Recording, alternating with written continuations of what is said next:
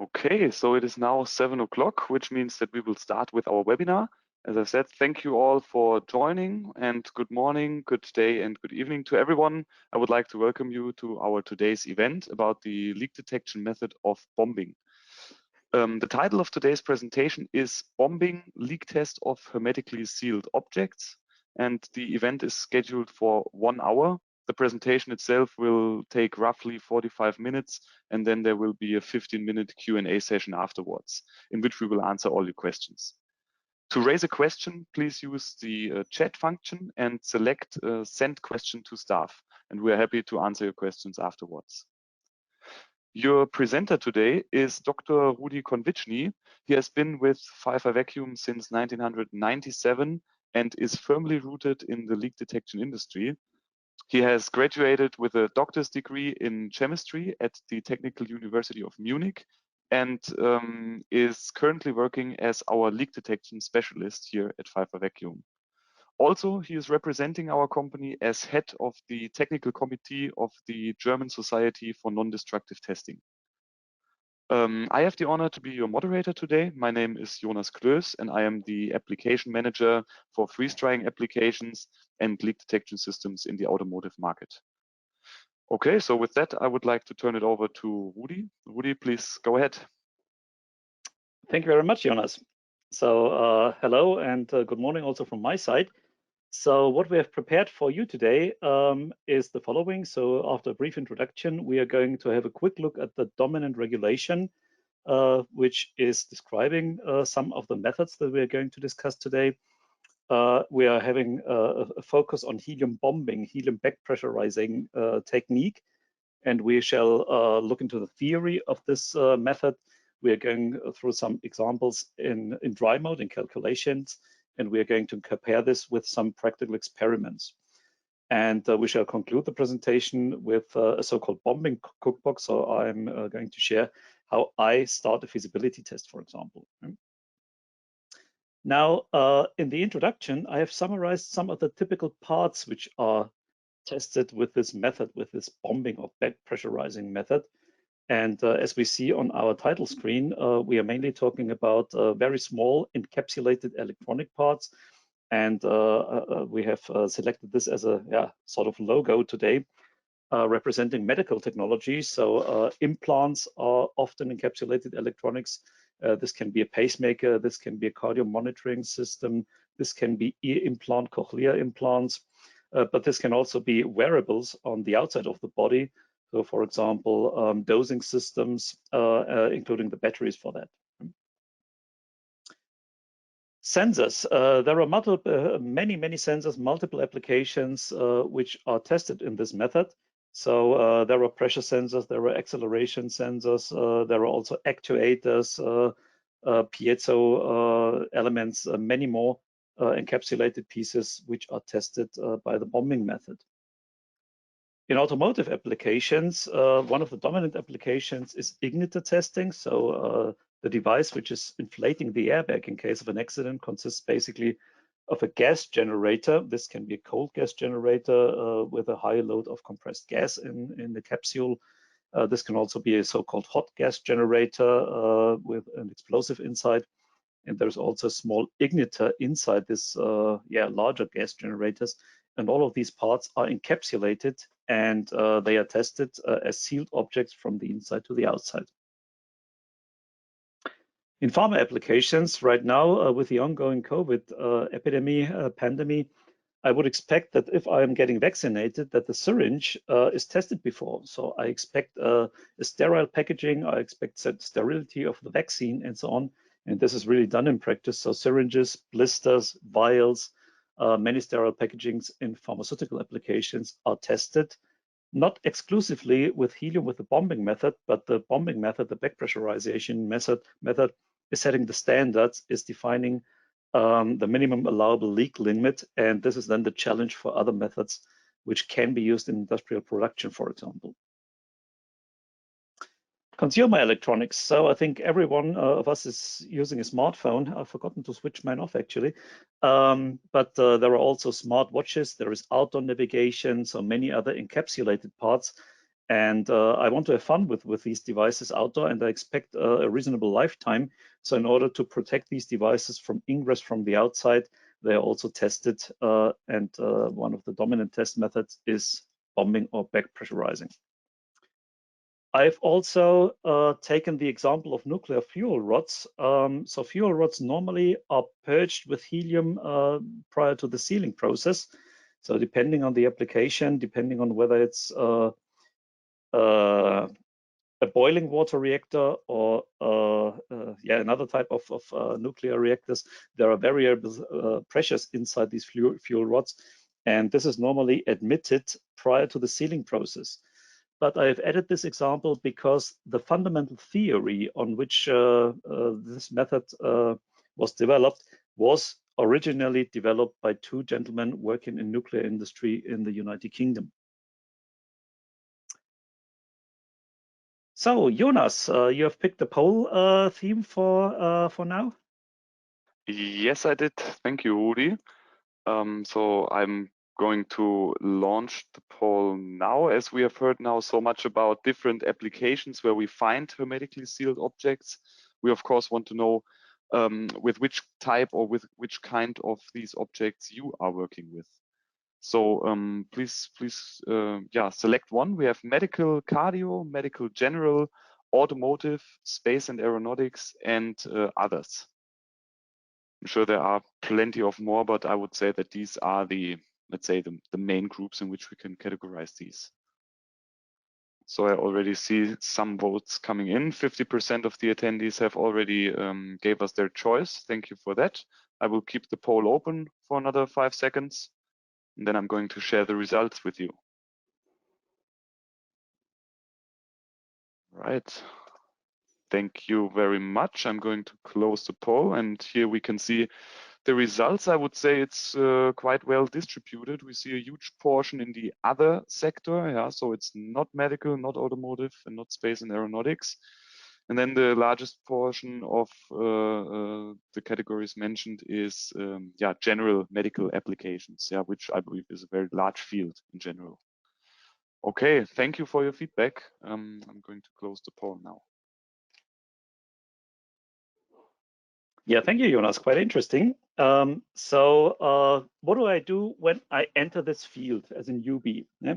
So I'm from Germany, so I would look for a regulation. Yeah? So German people are very much trying to find a regulation that they can cling to. And the dominant fundamental work, as I said before, was done by the gentleman Howell and Mann. So they have developed a formula, a theoretical approach describing the back pressurizing technique of leak testing. They were working on fuel rods, and this is really the fundamental work, which is the basis for many other regulations. So US MIL standards, for example, MIL 883, which I found in my daily practice as the dominant and most cited regulation at all. In some plugs, you will have other electronic requirements, for example, MIL 202, MIL 750. So there are also often very similar information inside the standards. And as I said, MIL 883 is the reference used for leak tightness. And I have to say that only roughly 15 pages out of almost 800 are related to leak testing, but they are really setting standards in the community. There are also other standards. So for example, the big one here, ISO 9978, is dealing with sealed sources for radiotherapy. So also these devices are characterized and leak checked. And there are also regulations which are summarizing methods of leak testing. For example, this one, European Regulation 1779, summarizing various techniques of leak testing. So for open objects, for sealed objects, for many other types of procedures. And what is going on right now in the world of regulation is an international harmonization. So many of the European regulations have been harmonized with the ISO world. So I think it's a good idea to have worldwide the same standards. So for example, non-destructive testing, tracer gas methods are summarized in EN ISO 2485. Yeah. And also one of the methods which is described there, so 1 out of 8 important tracer gas methods, is the back pressurizing or bombing technique. So what is the kind of information that we can get from these regulations? So on the one hand, we are getting definitions. So in order to compare leakage rates from various apparatuses and various test recipes, there are standard leakage rate definitions. And there are also conversion factors for individual tracer gases. So imagine that you're interested in ingress of air or humidity into a sealed object, but you cannot measure with air. You can only measure with helium. So you would be interested whether helium behaves exactly like air. No, it does not. So you need a conversion factor in order to get the real information that you want to have, the leakage rate for air derived from a leakage air for helium that you can measure. There are also various individual methods described in this regulation. So individual test methods are described for open and closed objects. So for example, also plugs or open housings prior to welding, prior to sealing are described. And there are also test parameters included in this MIL 883. And yeah, if I don't want to calculate or I have a fear of maths, I'm thinking about my daughters, then I can cling to information which is summarized in the table. But you can also have the flexibility to calculate a dedicated test recipe for your individual task with a formula, which is also allowed as the so-called flexible method in the standard. The order of tests is also described in this regulation. And generally, you should first perform a fine leak test and then a gross leak test. One exception is a test with a radioactive krypton isotope. So in this case, you want to avoid massive radioactive contamination. So here it is the exception that you're performing a fine leak test first, and then the gross leak test. Normally, you're doing the fine leak test first because you have a limited dynamic range of your fine leak test. We're going to see this later in more detail. So this is a theoretical reason for that, but there are also practical reasons because the dominating gross leak test is a water bath test. So this is often not done with water as a liquid, but with perfluorinated carbohydrates, ethers, often with a very low vapor pressure, which are exerting only a small counter force against the bubble, which is trying to peel off the part that I'm going to test. And if I expose my specimen that I want to test, my unit under test to this fluorinated liquid, and I put it into a helium leak detector afterwards, the evaporation of the residuals of this fluorinated liquid, they may attack the filaments, namely the coating of the filaments. So there is an oxide coating on the filaments inside the mass spectrometer of a classical helium leak detector. And since fluorine is a stronger oxidizing agent than oxygen, it may destroy the coating and reduce maintenance intervals. So this is also a practical reason of doing fine leak test with a helium leak detector first and doing the gross leak test afterwards. Methods. So which methods can I find in this regulation MIL 883K? So the dominating one is helium with a tracer gas as a fine leak test. In the regulation, I have various options. I can test open housings with helium leak testing. I can test sealed housings in hermetically closed objects. And I have the flexibility to choose either a fixed recipe from a table or to calculate a dedicated recipe for my special device with the so-called flexible recipe. There are more fine leak options. There is, for example, the so-called cumulative helium leak detection, which is basically an accumulation of helium escaping from my unit under test into ultra-high vacuum. So this method has a detection limit, which is even 100 times better than the very, very sensitive helium leak detector, the mass spectrometer classical type. But we are seeing cumulation here, so accumulation of the tracer gas inside a chamber costs time. So in my practice, I'm seeing this method mainly when people are trying to boost the sensitivity limit of the bombing method. But this needs to be traded off against pretty long processing time. So we are talking about hours, possibly days for individual tests. Another alternative would be measurement with a krypton isotope. So, for example, pressurization can occur with a radioactive gas. And the nice thing is that you do not need special vacuum technology afterwards, but you can just measure the radiation which is escaping from a unit under test. The not so nice thing about this is that you need to meet regulations for protection of the lab where you are testing. And the only customer in Germany that I know who is still performing this test spent something like 1.5 million euros for conformity of his premises with local regulations referring to radioactivity handling. Yeah. So all these fine leak methods, if you're trying to measure escaping gas, you may encounter gas loss over a certain period of time. So often we need a second test recipe, a second method, which complements the fine leak test. So this fine leak tests tend to have an upper dynamic limit. So both the krypton test and the CH-LAHD tests can be used as gross leak tests as well. But in the majority of cases, I'm seeing them as fine leak. That's why I've put it in brackets. So often you need to complement the fine leak test with a gross leak test, and one of the methods is an optical test. So this can be with a magnifier, with a microscope. This can be with a digital camera, where, for example, weld seams are photographed, and then the data are analyzed with an image processing software. So this is something that is easy to understand because, I mean, the optical sense is the most important sense for human beings by evolution. So we all have learned that we need to start running in case that an aggressive animal is approaching us. So this is easy to learn and to implement.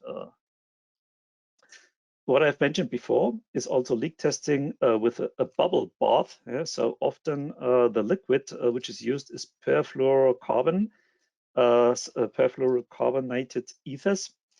And this can be used as liquids, which I see in the majority of applications, but it's also allowed to use them in a gaseous form. So for me, this is the most widely distributed gross leak mode that I'm seeing in combination with the helium fine leak testing. In the regulation, there is also weight gain, for example, by uptake of some ingressing materials as a gross leak method, which I do not see very often. And also dye penetrant as a gross leak test method is something that I tend to see on rather macroscopic devices, units under tests, large weld seams, and so on. So I hardly see them on these typically very small devices that we are testing in the bombing method. So these are the methods which are described in MIL 883. There are more. Yeah? So for example, you can try to measure the ingress of gas into the housing that you're going to test. So this can be done with pressure decay or often with a better sensitivity with microflow. So in case that, for example, the surrounding volume is small compared to the volume of the part that they want to test, the ingress of gas from a pressurized chamber into the unit under test at lower pressure can be a successful method to detect gross leaks. So one of the potential applications used to be in lighting, for example. So the glass metal joints, which are going into a glass bulb, can be checked, for example, with this method as a gross leak test. I can also invert the pressure gradient. So I can pull vacuum, for example, in the so-called mass extraction flow method. And in case that the flow escapes from the encapsulation, I can measure this in a flow device that I am having downstream. I can also try to measure this with a pressurized test, often with a limited sensitivity and larger sensitivity to environmental conditions compared to the mass extraction test.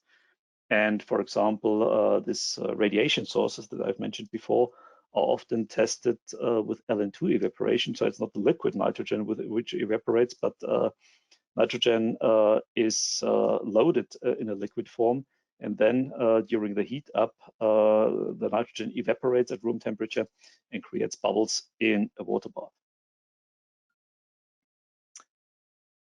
Jonas, you're a curious person today. So I think you wanted to know which methods our guests are applying. Yes, Rudi, definitely that seems like that. So I will start with the second poll. yeah, after we heard about the test methods now, we would like to know with which of these methods you are working with. So we have helium fixed recipe, helium flexible recipe, krypton 85, then we have the CHLD, the cumulative helium leak detection, or again, other test methods. So I already see some votes coming in. Thank you for that. Maybe I give it a little more time. We only have 40% of votes received so far. Okay, now it's going up. Thank you. All right, maybe 5 more seconds.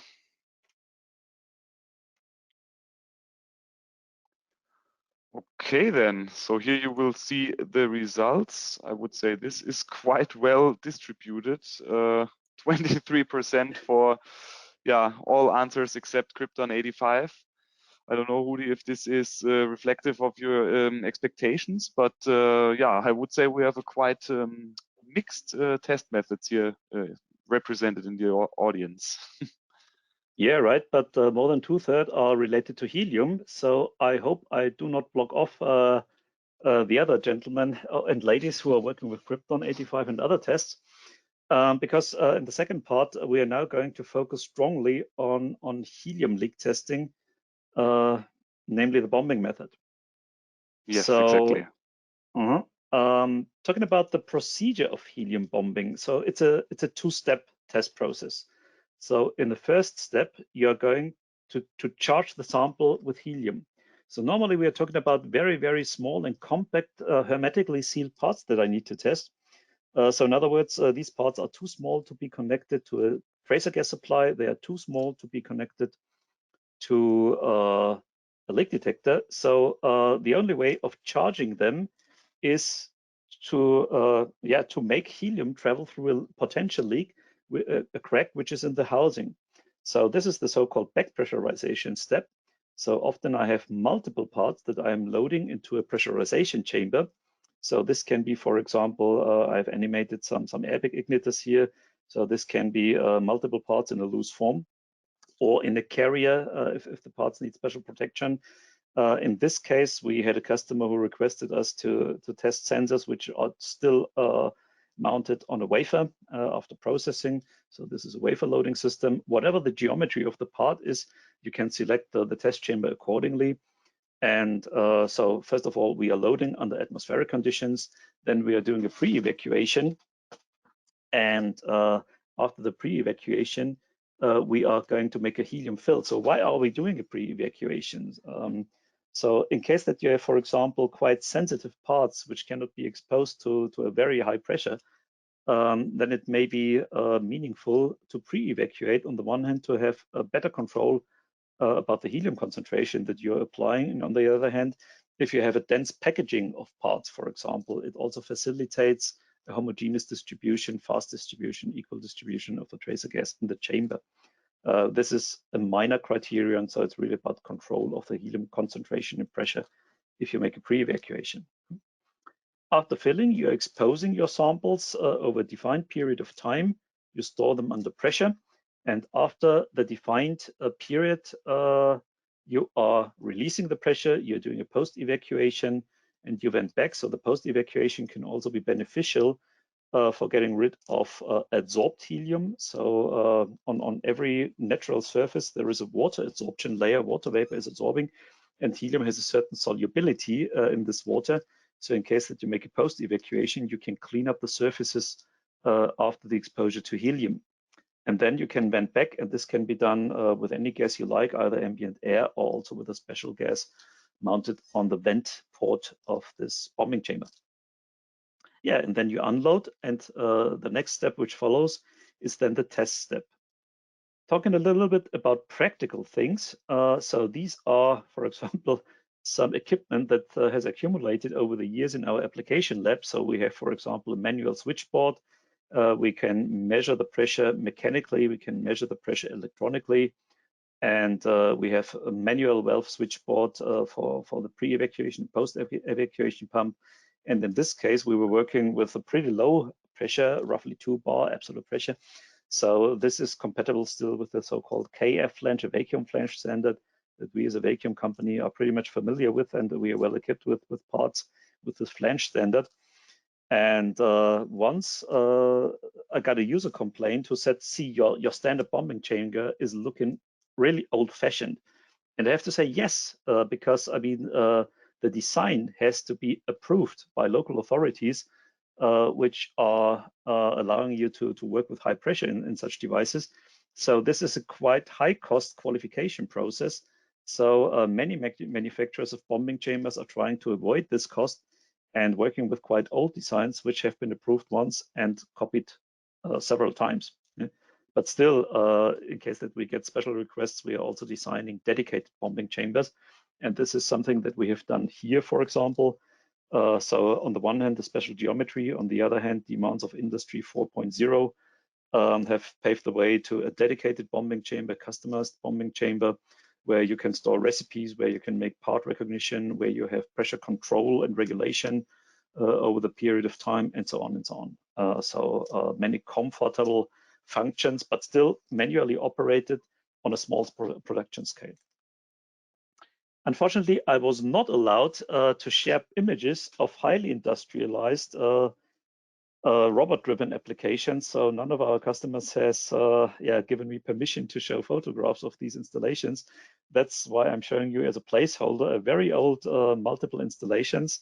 So some of the audience will recognize this. And basically this was still manual loading in multiple stations with quite a large amount of test pieces. So the throughput was demanding multiple stations in this historical applications. Of course, this can be automated now in modern times. We can play with mount and shape and geometry and pressure tolerance of these bombing chambers. And we can also make robot loading and many things more. Testing. Of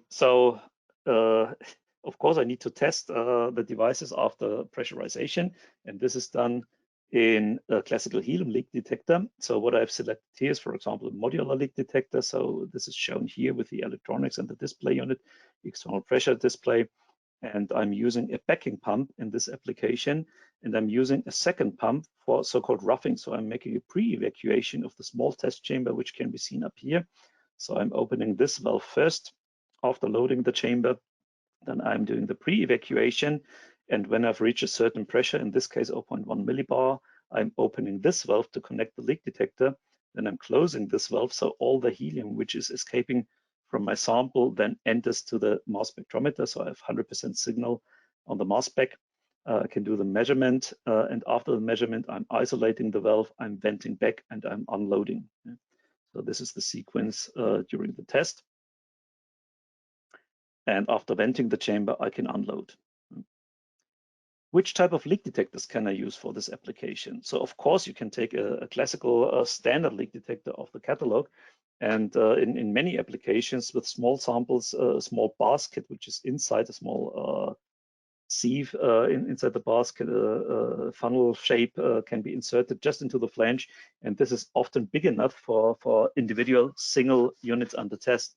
So if they are a little bit bigger, I can build very, very simple test chambers from standard vacuum equipment, which is available off the catalog, off the shelf often, with short delivery times, very economic test chambers.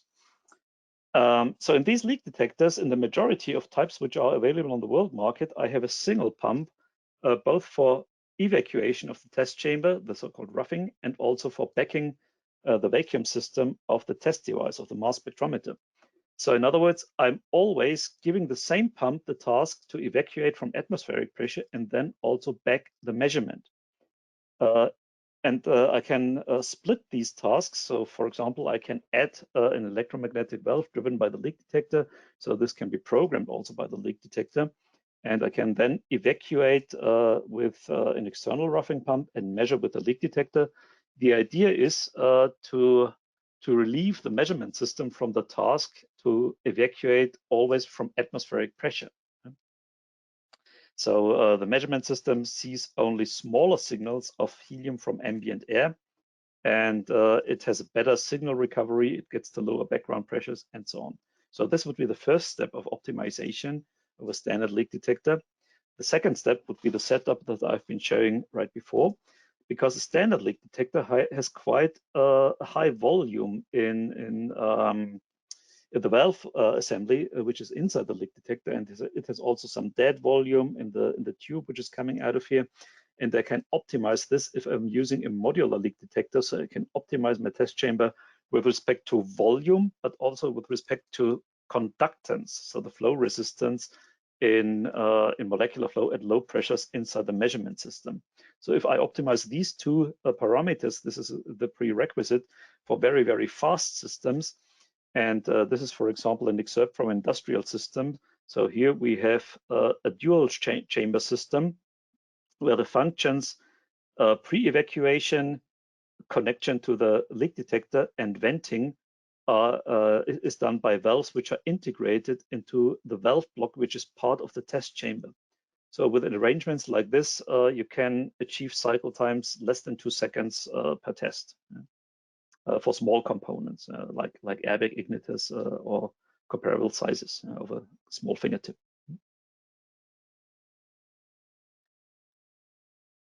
So in order to justify my selection or my advertising for modular leak detectors in this application, I have shown you a pump down curve. So this is the pump down curve of a blind flanged leak detector. So in blue, we are seeing the pressure drop from atmospheric pressure. So when I start evacuating, I'm going down in pressure pretty fast. So this leak detector is blind flanged, so the pressure drop is very fast. Still, I see a pulse at the beginning. So this is related to the 5 ppm of helium natural air concentration.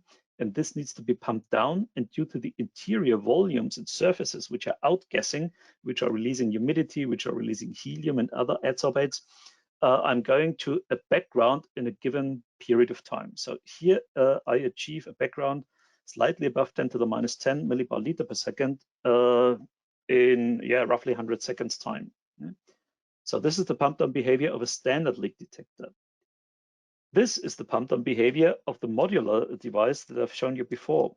So in 100 seconds, so let's take this example between 100 and 200 seconds, I have 1, 2, 3, 4, 5, 6 tests, and I'm achieving always a background less than 10 to the minus 10 millibar liter per second.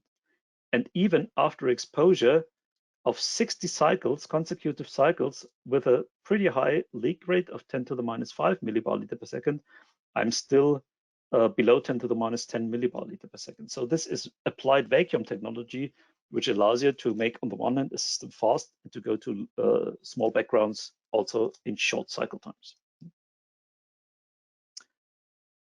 Let's talk a little bit about theory. So let's get back to the regulation, MIL 883. So this allows also test condition A4, which is a procedure applicable to open packages. So imagine that you want to, you're buying in a housing, quite an expensive housing with feed-throughs for electrical connections and so on. So yeah, the value of these housings is quite high. The price is reasonable. It's worth making an acceptance test. And this can be done, for example, by putting this on a suitable device, and the density, the tightness of this device, of course, has to be checked. And then you can test the device either by flooding with helium by the use of an envelope or a spray gun. So this is a deviation from other regulations, because in other regulations, use of a spray gun is not regarded as a quantitative test. And also the pressure, which is suggested here, 10 psig, or roughly 650 millibars. So this is higher than suggested pressures for other spray tests. So the idea is I'm having very small samples, so I can assume that I have a higher chance of getting a high ratio, a high load of helium to the entrance of the leak channel. And that's why in the regulation, this is an approximation to a quantitative measurement. Still, the use of an envelope, so for example, an extra tracer gas chamber with pre-evacuation backfilling, allows full control of tracer gas concentration, distribution inside the test chamber, and also response time measurements. So I still regard this as superior, but a spray test is allowed as well according to MIL 883K. So far for the open housings, and let's have a closer look to the sealed housings. So this is a table taken from the regulation, and the individual components which are tested are grouped into various volume sections. So this is the free interior volume of the part. So as you can see here, we are talking about small components with internal volumes between 50 cubic millimeters and 20 cubic centimeters. So this is in absolute values quite small, so not enough to drink not to stay thirsty, but yeah, basically these are the typical volumes of encapsulated housings. And there are also suggestions of the pressurization, both pressure and exposure time. Then there is a suggested waiting time of maximum 1 hour, for the very small ones, half an hour. And then there is a correlation of the measured leak rate, the displayed leak rate, to the real leak rate. So bombing in general is not a what you see is what you get method. You need to calculate, you need to correlate your displayed result with the real measurement. How is this done? This can be calculated, so don't get blocked off by the look of the formula. Basically, we are having an exponential rise. So this is an exponential rise curve, which describes the buildup of the tracer gas concentration inside the empty housing. So this is determined by the respective tracer gas, or the masses, to be more precisely, the exposure time, the conductance of the leak path, or the value of the leak, which is in the housing. And then it's also depending on the free internal volume. So the bigger the volume, the more time you need to fill it, or with a given time, you have less concentration in a big volume compared to a small volume with the same bombing recipe. And it's also determined by the atmospheric pressure. And then you have also an exponential loss. So immediately, if you stop the pressurization, if you take the parts out of the bombing chamber, they start losing gas. So by diffusion, for example, maybe also pressure driven, but for small leaks, where we are most interested in, it's a diffusion process. The kind of display is also historically grown and was already used by the gentlemen who have derived the method, Howell and Mann. So they have proposed a display of the real leak rate. So remember, in the formula, we have this as a function. Yeah, we don't know the leak rate at the beginning. So we can take this as a parameter into the calculation. We are displaying the real leak rate on the x-axis and the calculated or the displayed leak rate on the y-axis. So the displayed leak rate can always be a small leak and a big leak. Here on, here on the right side. The options. Yeah. Come on, laser pointer. So we can have, with the same reading, a small leak and a big leak. And the area below this curve shows us the dynamic range that we can cover with the bombing method with helium. So this also shows us that there is a range of big leaks where we are blind with this very sensitive test method. So this then needs to be complemented with a so-called gross leak test method. And you need to make sure with the development of your process that these two methods are overlapping in order to cover the full dynamic range of the method. You can also see, if we linearize the individual sections of the graph, we see 3 segments. And the segment on the left side is depending mainly on the exposure time. So the longer the exposure time, the higher the buildup of helium concentration inside the housing. So this curves are then wandering to the left, basically. Then we have the overall volume of this curve, which is dependent on the volume of the interior part, interior volume of the part. And then the right slope is determined by the waiting time. So the longer you wait, the higher will be your gas loss by diffusion, and the smaller the dynamic range. So these curves will go to the left. So let's make some example calculations to show you the influences of individual parameters. So I've prepared a small Excel sheet for that. So I have picked an example where I'm comparing 4 individual volumes between 10 cubic millimeters and 10 cubic centimeters. And with the same bombing recipe, you see quite big differences. So with a small volume, it's easy to fill, let's say. So we have a quite fast buildup. We achieve quite high concentrations.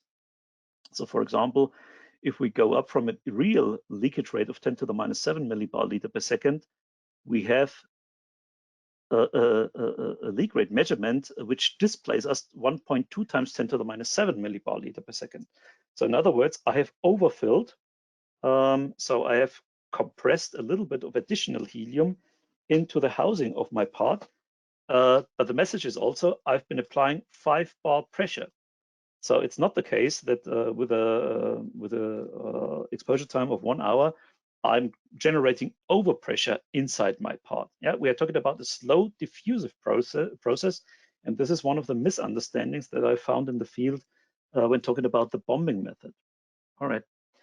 Then the bigger the part, the smaller is the buildup of helium concentration inside the part. So of course, with a 10 cubic centimeter volume, I have a real leak rate of 10 to the minus 7 millibar liter per second. I would get a signal only in the 10 to the minus 10 millibar liter per second range. So again, it's not a what you see is what you get method.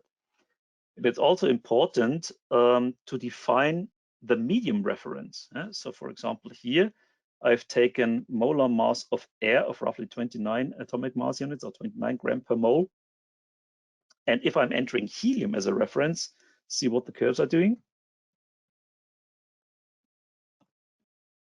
They are a little bit shifting to the right. Yeah? So in case that, for example, a certain measurement is done with helium, but the reference is air, you can have a small benefit in the sensitivity of your test method. Yeah? So, and these are the data that one needs for modeling. So in case that you are going to test a new device, make sure that you know the free internal volume and also be sure that you have a proper definition of the medium reference, and then one can start calculating and modeling. I would also like to show you the effect of variable waiting time. So in this curve, in these curves, I've taken again the same bombing pressure that I've been using before. Oh, let's go back to 1 hour. Yeah. And on the one hand, I can see if I increase the bombing time, I'm doing something on the fine leak side. Yeah? So I'm generating a higher helium concentration inside the housing, but the right side part of the curve stays untouched because this is dominated by the tracer gas loss after end of bombing before starting the test. Yeah? And I've picked some times. So for example, 5 minutes as a lower end for a practical transfer time, let's say.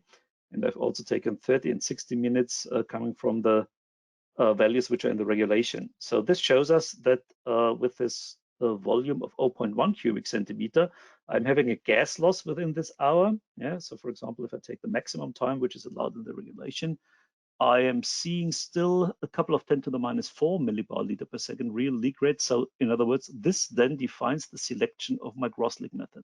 And the sensitivity limit of the gross leak method needs to overlap with the upper dynamic range of the helium method. And this is something that I can influence with the waiting time, for example. All right. Enough theory, I would say. So let's get back to the presentation. Did I kick myself out? So we've been here. Yeah. So practical examples. We have shown some theoretical modeling, but of course this needs to be tested in real life experiments. And for example, what you're seeing here is a series of several airbag igniters that we've received for a feasibility study. So the customer was mainly interested in the sensitivity of his welding process. So what happens if you have 5% missing weld seam, 50% missing weld seam, 2 tight samples, and also variation of the laser power. So you see a group of tight samples. You see a group, this is the group of tight samples. At the low end side, you see a group of leaking samples. And we have one sample which behaves quite interesting because this has quite a high signal in the beginning and then quite low signals afterwards.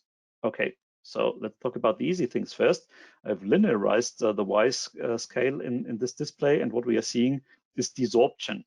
And this is in these very, very big leaks, mainly desorption of materials which are inside the inner volume. So we have a big leak, we have a crack, and we see desorption of some parts which are inside. Still maybe a little bit conductance limited, maybe also driven from the outer side, but still it's desorption that we are seeing over time, gas loss over time. We also see reproducible differences between the tight parts on a low level. So observes that we are now below 10 to the minus 8 millibar liter per second, also on a linear scale. The most interesting part is this one. Yes. So this is the one which shows a high leak rate in the beginning and very low signals afterwards, after only 8 minutes. So in order to have good parts, to have tight parts, take a break, make a lunch, get yourself a snack. This is, of course, not my recommendations, but the open question which really arises, what is a suitable waiting time and how should I interpret these data? So if we go back to our table, less than 10 to the minus 6 equivalent leak rate would be tight, which corresponds to something in the 10 to the minus 8, 10 to the minus 9 millibar liter per second range. So still, if I do not confuse the real leak rate with the displayed leak rate, I still would consider these parts as tight, but there are people who are setting this as a pass-fail criterion. So they take the real leak rate as pass-fail criterion, so mix them up L and R, and of course, this is an error. How do I interpret these data? How do I interpret this massive loss and then quite a stable signal, a group of signals after a certain period of time? So I have complemented the fine leak test with a gross leak test. So I've taken a mass extraction device from our application lab. So this is a microflow device working with vacuum. So I'm not allowed to show you the part. So I need to put the red dot here. But basically, this is the closed chamber from our apprentice workshop. And there is a small airbag igniter inside. And if we then evacuate the part or evacuate the chamber, we can measure the gas flow which is escaping from the part up to a certain detection limit. And this is the measurement. So within a few seconds, I have full scale reading of a 1 cubic centimeter per minute sensor.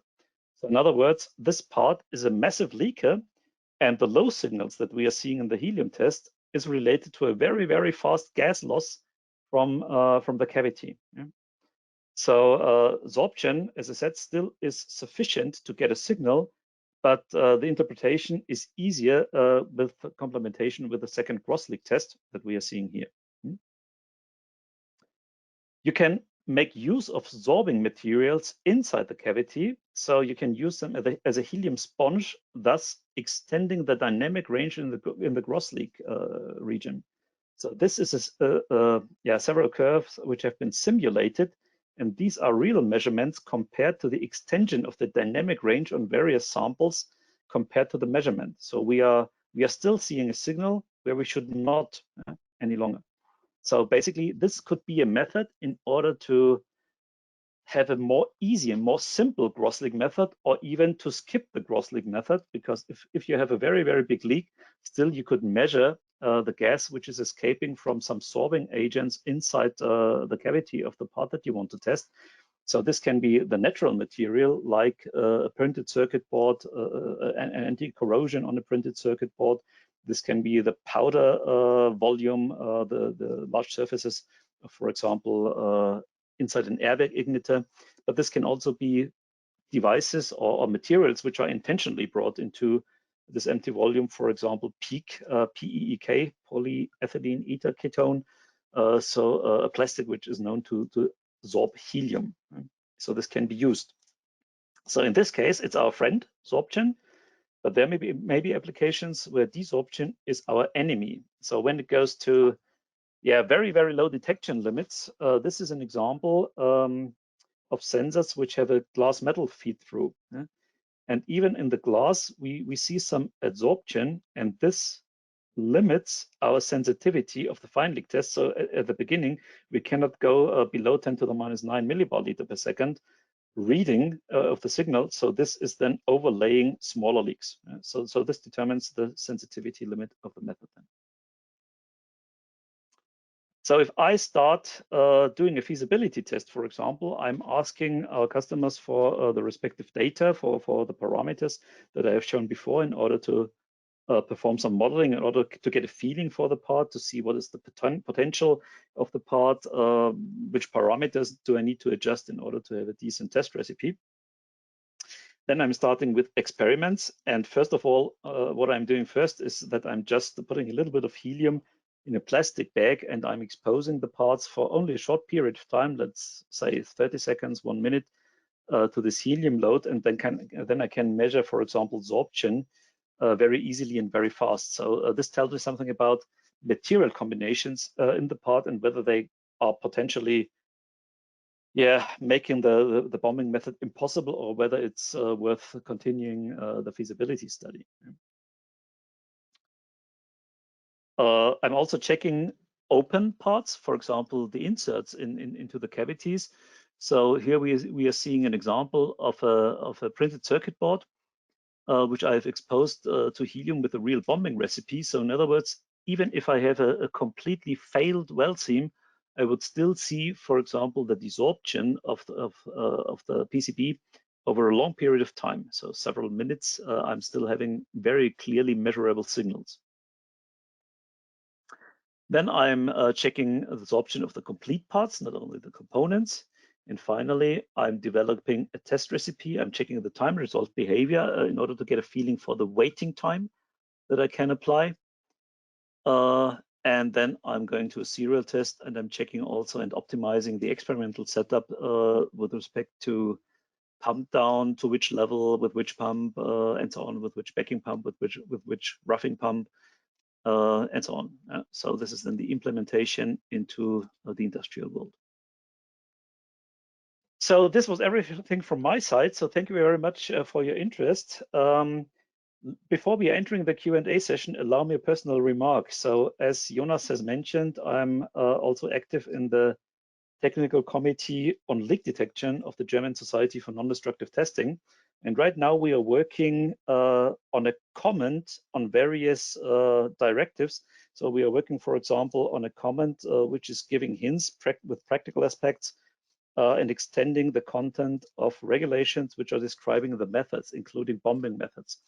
So in case that you have questions related to these methods, in case that you have inputs, that you can share some experience, that you can share also, for example, large amount of data for analysis, I would be very grateful to enter further discussions with you.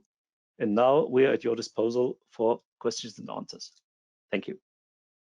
Exactly. Thank you so much, Rudi, for this great presentation. There's always something to learn from your presentation. So really nice content and was really informative. As promised, we will now move to the Q&A session. We did not keep the 45-minute schedule, but I believe that this is no problem at all, because I don't see any questions that were raised during the presentation. So if there are any open questions, please use your chance now. We can either unmute you, or you can type your question here in the chat function. Just select send question to staff in case there are any open questions. And of course, the same thing goes now, as we have a couple of minutes left, not only for bombing, but use the chance to speak with us about any leak detection questions you have at all. If there are any open topics, please use the chance.